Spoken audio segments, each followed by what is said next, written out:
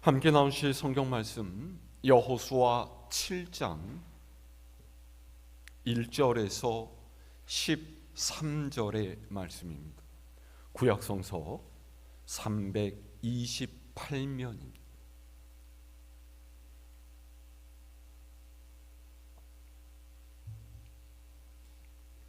여호수아 7장 1절에서 13절까지 제가 한 절, 여러분이 한 절, 한 절씩 교독합니다. 이스라엘 자손들이 온전히 바친 물건으로 말미암아 범죄하였으니 이는 유다 지파 세라의 증손 삽디의 손자 갈미의 아들 아간이 온전히 바친 물건을 가졌음이라. 여호와께서 이스라엘 자손들에게 진노하시니라.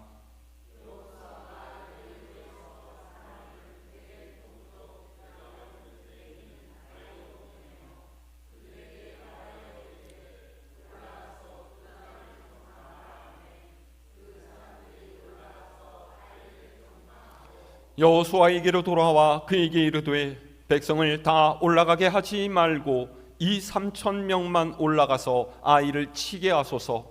그들은 소수이니 모든 백성을 그리로 보내어 수고롭게 하지 마소서 하므로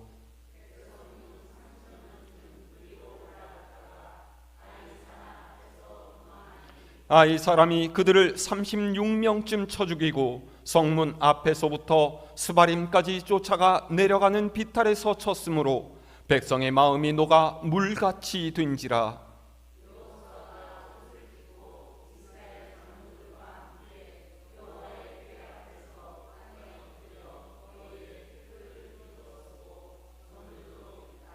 이르되 슬프도소이다 주 여호와여, 어찌하여 이 백성을 인도하여 요단을 건너게 하시고 우리를 아모리 사람의 손에 넘겨 멸망시키려 하셨나이까? 우리가 요단 저쪽을 만족하게 여겨 거주하였다면 좋을 뻔하였나이다.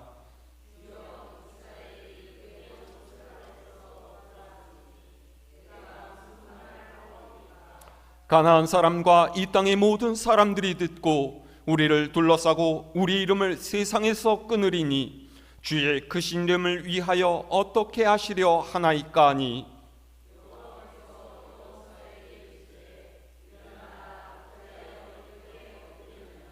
이스라엘이 범죄하여 내가 그들에게 명령한 나의 언약을 어겼으며 또한 그들이 온전히 바친 물건을 가져가고 도둑질하며 속이고 그것을 그들의 물건들 가운데에 두었느니라.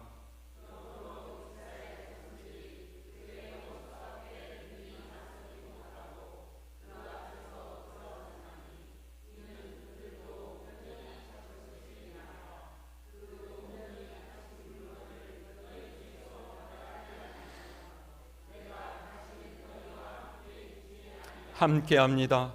너는 일어나서 백성을 거룩하게 하여 이르기를 너희는 내 일을 위하여 스스로 거룩하게 하라.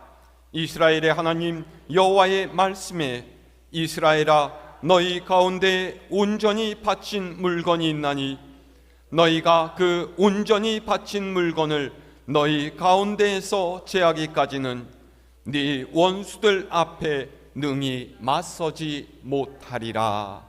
아멘. 할렐루야.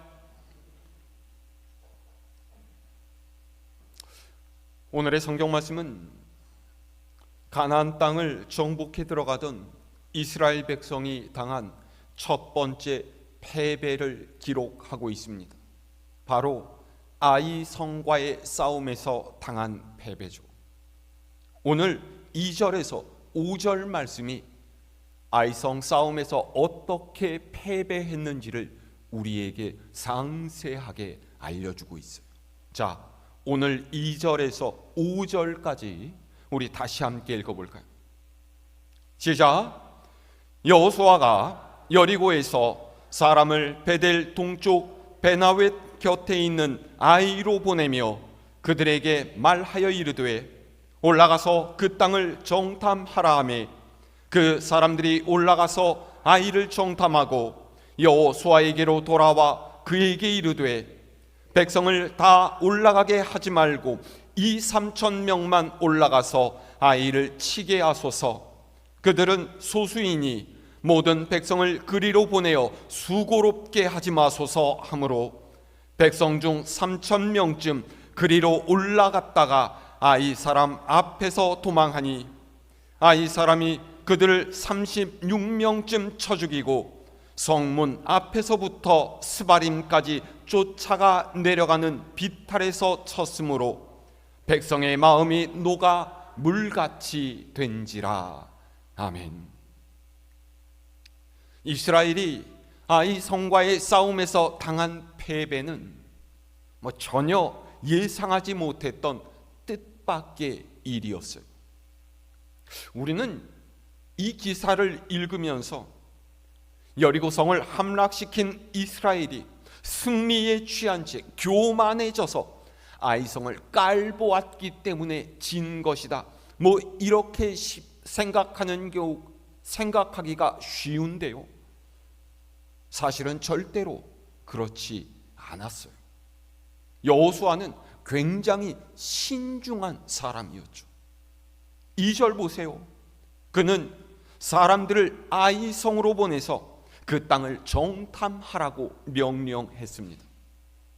그러니까 어디서 들은 정보나 자신이 알고 있었던 지식의 근거에서 아이성과 싸우려 했던 것이 아니라 직접 사람으로 하여금 그곳을 둘러보게 한 후에 정확한 정보를 얻어서 성을 공격하기 위한 작전을 짜려고 했다라는 거예요. 그리고 여호수아의 명령을 받은 사람들은 성과 그 주위를 세세하게 정찰한 후에 여호수아에게 보고를 했어요. 이 성은 작고 주민의 숫자도 얼마 되지 않습니다. 성을 지킬 만한 군사력도 미약하니 우리가 2~3천 명의 사람만 보내면 힘들이지 않고 쉽게 이길 수 있겠습니다. 그랬던 거예요. 여러분, 아이를 정탐한 사람들이 아이성을 우습게 보고서 이런 보고를 한 것이 아니에요. 그들은 나름 꼼꼼히 알아보고 면밀하게 평가한 후에 이런 데이터를 내서 보고를 했던 거죠. 이스라엘 백성 2~3천 명만 보내도 되겠다라고 이들이 보고했다는 것은요, 아이성을 지킬 만한 장정이 고작 몇백 명에 불과했다라는 사실을 우리에게 알려주고 있어요. 그러니 그 서너 배의 인원인 한 2~3천 명을 보내면 우리가 문제없이 이길 수 있겠다, 이렇게 계산한 것이죠. 사람의 눈으로 보기에요, 이들의 분석은 굉장히 합당한 것이었어요. 누구든지 이해하고 그래, 그 정도면 충분하겠다, 동의할 수 있었던 의견이었죠. 그런데요, 막상 싸움이 일어나 보니까 어떻게 됐습니까? 2~3천 명이 싸우러 갔는데 싸우다가 밀려서 도망치기 시작했고요, 36명의 사람이 죽는 뜻밖의 패배를 당한 거예요.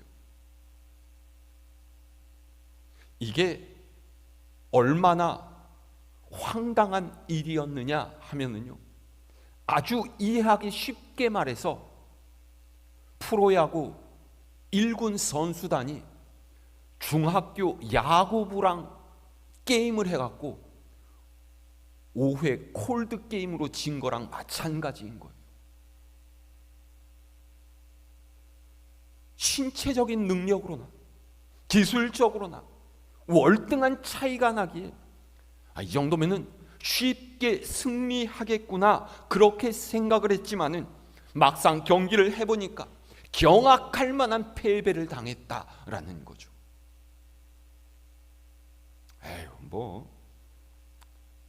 게임 하다 보면 한 번쯤은 질 수도 있지 뭐. 아니 3천 명 중에 고작 1%, 36명 죽은 것이 뭐 그렇게 대단한 패배야, 이렇게 생각할 것이 아니라는 거예요. 여러분, 이스라엘이 아이 성과 싸우기 전에 싸웠던 상대가 누구였어요? 여리고 성입니다. 여리고 성은요, 가나안 지역에서 오래되고 강하기로 이름난 성이었죠. 견고한 이중 장벽과 힘센 군사들이 버티고 있는 가나안 성의 철벽 같은 관문이었어요. 그런데 그런 여리고 성을 이스라엘이 손 하나 대지 않고서 무너뜨리지 않았습니까? 이런 압도적인 승리는 여호수아와 이스라엘 백성들도 전혀 상상하지 못했던 것이었어요. 이 승리가 얼마나 놀라운 것이었는지 오늘 말씀 바로와 여호수아 6장 27절 하반절은요, 여호수아의 소문이 가나안 온 땅에 퍼졌다, 이렇게 기록합니다. 물론 여호수아와 이스라엘은 자기들의 힘으로 이 엄청난 승리를 이루어낸 것이 아니라는 것을 너무나 잘 알고 있었어요. 하나님께서 그들과 함께 하셨기 때문에, 하나님께서 시키신 대로 했기 때문에 이길 수 있었다라는 것을 너무나 생생하게 체험했기 때문이죠. 어쨌든 그런 엄청난 여리고 성을 함락시킨 이후에 이들은 자신감이 충만해졌어.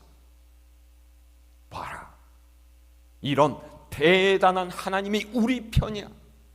하나님께서 우리 편이신 이상 우리가 겁내고 무서워할 것이 뭐가 있겠어.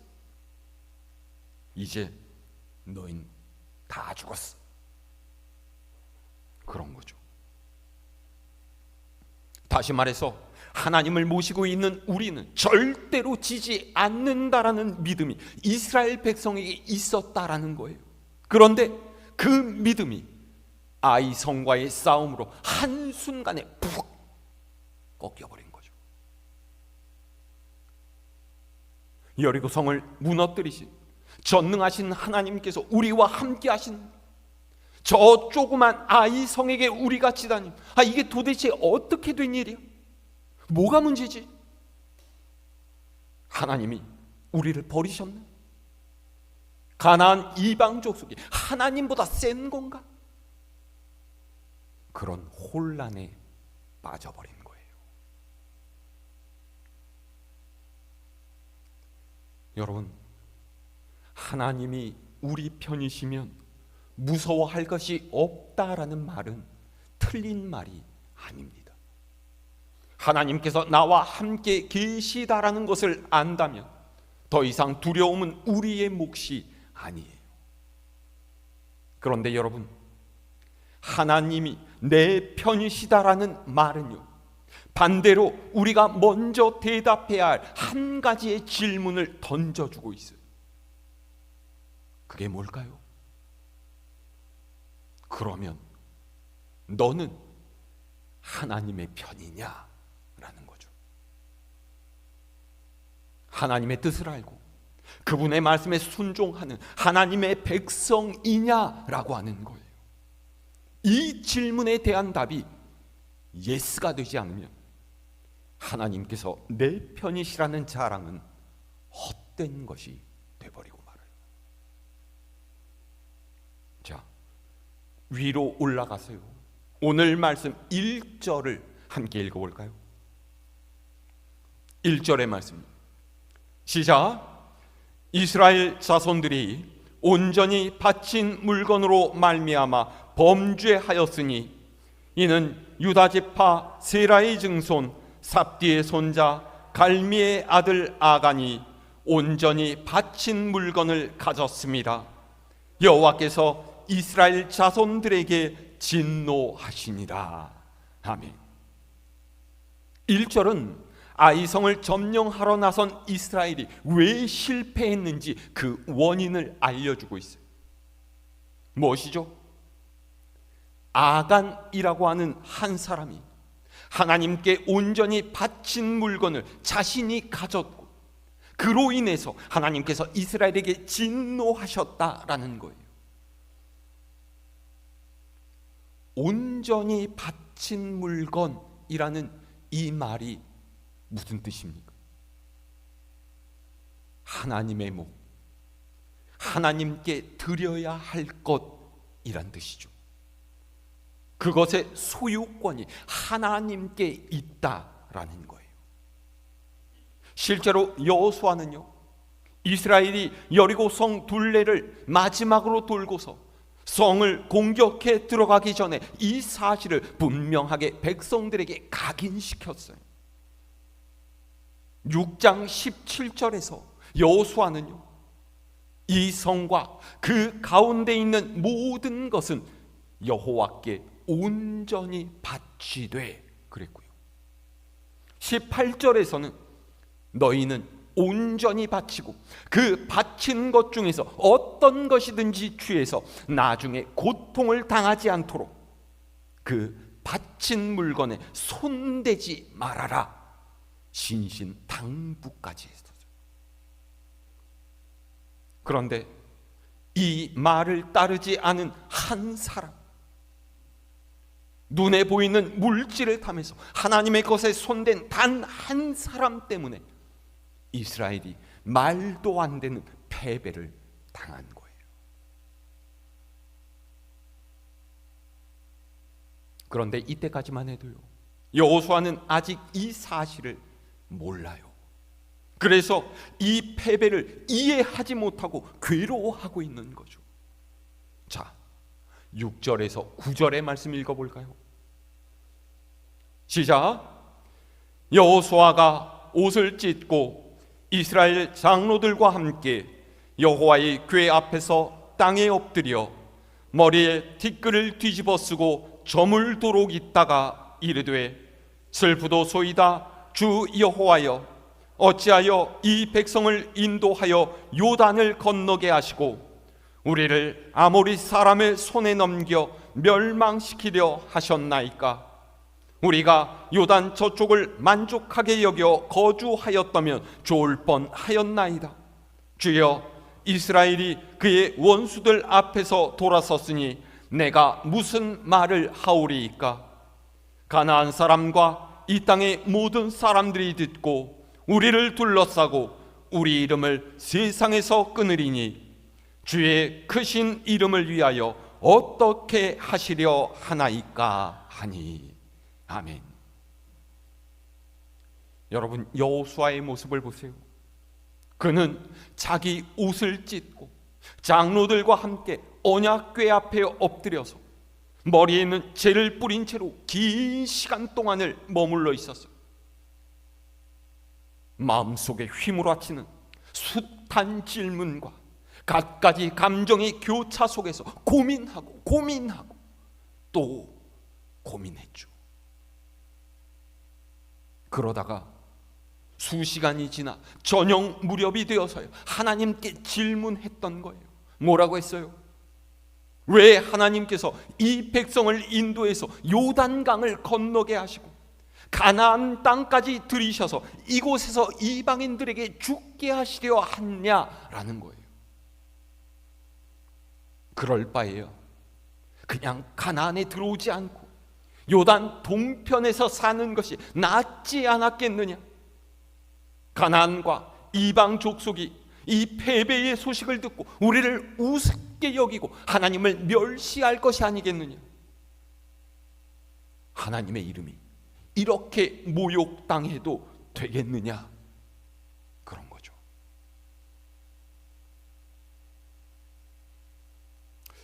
여러분, 이 단락에서 어떤 생각이 드셨어요? 여호수아와 장로들이 옷을 찢은 채 머리에 재를 뒤집어 쓰고 슬퍼하며 고민해서 이야기를 했지만은 결국 이들이 하나님께 하는 말은 원망이에요.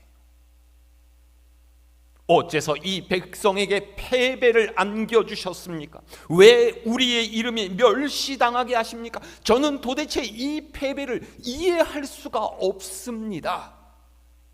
그런 뜻이죠.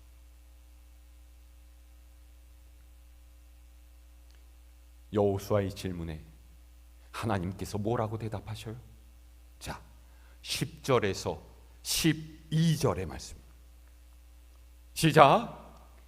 여호와께서 여호수아에게 이르시되 일어나라, 어찌하여 이렇게 엎드렸느냐?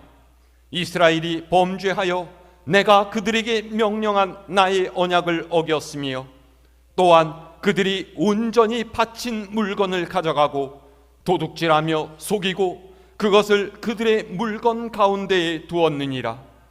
그러므로 이스라엘 자손들이 그들의 원수 앞에 능히 맞서지 못하고 그 앞에서 돌아섰나니 이는 그들도 온전히 바친 것이 됨이라. 그 온전히 바친 물건을 너희 중에서 멸하지 아니하며 내가 다시는 너희와 함께 있지 아니하리라. 아멘. 하나님께서 뭐라고 하셨어요? 일어나라, 어째서 이렇게 엎드렸느냐? 라고 하시죠. 이 성과의 싸움에서 진 것은 너희가 낭망하며 의기소침해하면서 나를 원망할 일이 아니라는 말씀이에요. 그리고 패배의 이유를 설명해 주시죠. 이스라엘이 나와 함께한 약속을 어기고서 내게 속한 것을 훔쳐 자기 것으로 삼았다라고 하세요. 본래 내게 온전히 바친 바 된 그 물건을 너희 가운데서 없애지 않으면 앞으로 너희와 함께 하지 않겠다라고 말씀하세요.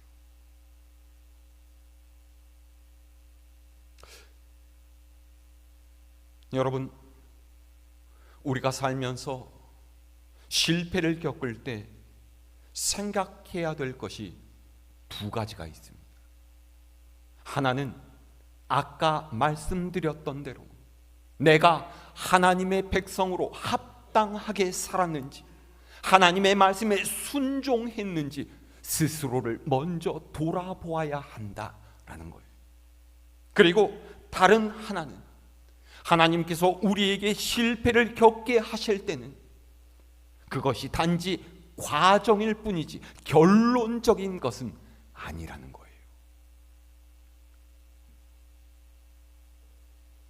우리는 때로 실패를 겪을 때마다 내 판단대로 단정해 버리는 오류를 범하곤 합니다. 내가 중요하게 생각하고 내가 기대하면서 추진한 어떤 일이 실패하면요, 그것으로 마치 내 인생이 끝나버린 것처럼 여기고 나는 실패한 인간이야, 그렇게 스스로를 학대할 때가 있다라는 거예요. 하지만 하나님의 시선은 우리가 보고 있는 것을 훨씬 넘어서 있다라는 것을 우리는 알아야 돼요.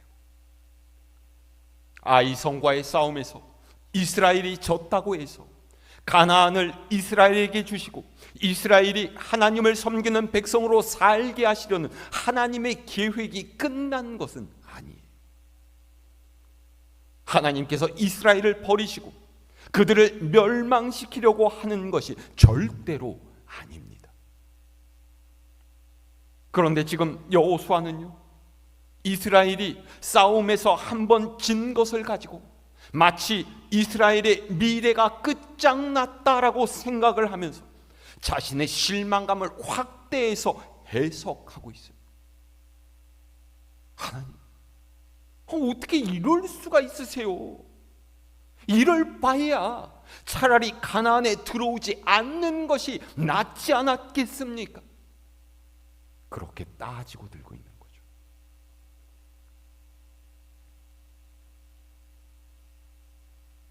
이런 적 있으십니까? 우리는 때때로 실패 가운데에서 감정적인 유혹에 넘어질 때가 있어요. 내가 기대하고 있던 어떤 한 가지를 실패했을 때 다른 나머지마다 다 던져버리고 싶은 유혹이죠. 예를 들어서요, 젊은이들이 열렬하게 연애를 하다가 상대방과 헤어지게 되면 어떻게 해요? 울고 불고 식음을 전폐하고서 방 안에 틀어박힙니다. 결혼한 후에 문제가 생겨서 이혼을 하게 되면요, 인생을 망쳤다라고 생각하면서 낙심 중에서 우울증약으로 남은 삶을 이어가는 사람도 있어요. 사업을 하다가 크게 넘어지고 빚쟁이들의 독촉에 시달리게 되면요, 내 인생은 실패했구나, 이번 생은 망했어, 이렇게 생각하면서 심한 경우에 극단적인 선택까지 하려고 하죠. 물론 사랑하는 사람과 헤어진 참담한 심정을 이해하지 못하는 것은 아닙니다. 기대가 꺾이고 힘겨움에 몸부림치는 마음의 어려움을 부정하자라는 게 아니에요. 하지만 그는 연애만 실패했을 뿐이지 자기 인생을 죄다 실패한 것이 아니에요. 그 사람만 나를 버렸다 뿐이지 온 세상이 나를 버린 것은 아니라는 거예요. 한번 사업에 실패했다라고 해서 그 인생이 가치 없는 인생이 된 것은 절대로 아니에요. 그런데 왜 애인이랑 헤어지고 나면 교회를 나오지 않는 거예요? 왜 자기 인생이 끝났다라고 생각하면서 자꾸만 안 좋은 생각합니까? 하나님께서 그동안 내가 쥐고 있던 것 대신에 수백만 가지 새로운 가능성을 내 앞에 펼쳐놓으셨는데 왜 내 인생이 전부 실패했다라고 생각을 합니까? 여러분, 아이성과의 싸움에서 졌다고 해서 가나안을 이스라엘에게 주시려는 하나님의 계획이 끝난 것이 아니에요. 하나님을 원망할 일은 더더욱 아닙니다. 하나님께서는 여호수아의 어리석음을 깨우치시고 더 멀리 보라고 말씀하세요. 어째서 엎드려 있느냐, 왜 낙심하고 있느냐라고 하시면서 그가 해야 할 일을 말씀해 주시죠. 자, 마지막 13절 말씀 읽을까요? 시작. 너는 일어나서 백성을 거룩하게 하여 이르기를 너희는 내일을 위하여 스스로 거룩하게. 이스라엘의 하나님 여호와의 말씀에 이스라엘아 너희 가운데 온전히 바친 물건이 있나니 너희가 그 온전히 바친 물건을 너희 가운데에서 제하기까지는 네 원수들 앞에 능히 맞서지 못하리라. 아멘. 하나님께서 여호수아에게 뭐라고 하셨어요? 일어나라 라고 하세요. 내일을 위해서 백성을 거룩하게 하라 하시죠. 보세요. 지금 여호수아는요, 내일에 대한 생각이 아무것도 없어요. 오늘 당한 패배로 모든 것이 끝났다라고 생각하고 있는데 하나님께서는 그런 그에게 일어나라고 하시면서 내일을 위해서 준비하라라고 하시는 거예요. 여러분, 하나님의 이 마음을 느끼실 수가 있으시겠습니까? 나의 실패 가운데서도 하나님께서는 내일을 계획하고 계십니다. 내가 끝났다라고 생각하면서 낙심하고 좌절해 있는 중에서도 하나님은 그 다음의 일을 이미 생각하고 계셨다라는 거예요. 일어나라. 아직 끝나지 않았다. 비록 오늘 여기에서 실패했지만 내일은 새로운 날이고 무한한 가능성이 열려 있고 내가 너를 위해 위대하고 놀라운 일을 계획해 놓았는데 왜 오늘의 실패 때문에 내일을 포기하려고 하느냐?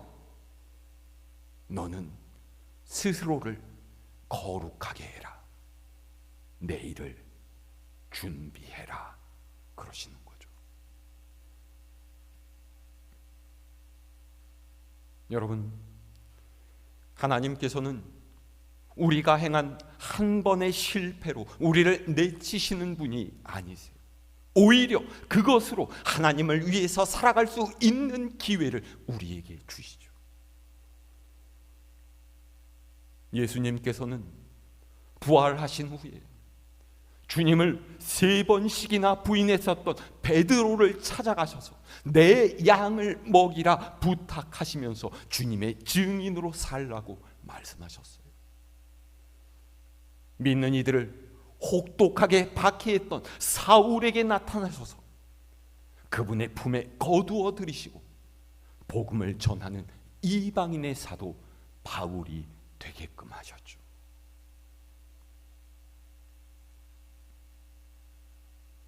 우리를 향하신 이 하나님의 놀라운 사랑을 알고 그 은혜를 받아들이는 여러분 되시기를 바랍니다. 때때로 우리는요, 지금의 실패로 모든 것이 끝났다라고 생각하지만 절대로 그렇지 않습니다. 지금 겪는 실패는 하나님의 위대한 일을 위해, 내일을 위해서, 하나님의 일을 위해서, 그것을 완성하기 위해서 꼭 필요한 하나의 과정이고 새로운 기회예요. 세상에서 실패하고 어려움을 당한다라고 해서 하나님을 의심하고 내일을 포기하려고 해서는 안 됩니다. 하나님께서는 여러분을 위해 내일을 준비해 놓으셨다라는 이 분명한 사실을 믿으시기를 바랍니다. 오늘의 어려운 현실을 믿음으로 이겨내면서 하나님의 역사에 귀하게 쓰임받는 우리 갈보리 교회 모든 식구들 될 수 있기를 우리 주님의 이름으로 축원합니다.